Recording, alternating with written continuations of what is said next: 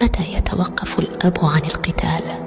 يتوقف الأب عن القتال حين نتوقف نحن عن الحاجة إليه، لكن الحقيقة أن الحاجة لا تنتهي.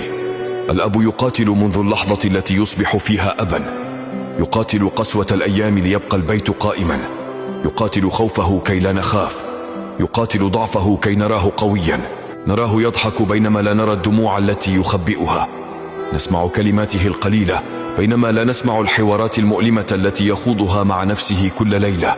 فالأب لا يعيش لذاته، الأب يختار أن يعيش لنا، يدفن أحلامه بصمت ليزرع أحلامنا نحن، يشيخ قبل أوانه ليبدو شبابنا أجمل، ويتألم بصبر ليكون طريقنا أخف وجعا، ومع ذلك لا يسأل شيئا ولا ينتظر مقابلا ولا يطالب باعتراف. كل ما يريده أن يرى أبناءه واقفين، وقتها فقط يبتسم ويترك سيفه يسقط على الأرض. فمتى يتوقف الأب عن القتال؟ ربما فقط حين يغادر هذه الحياة.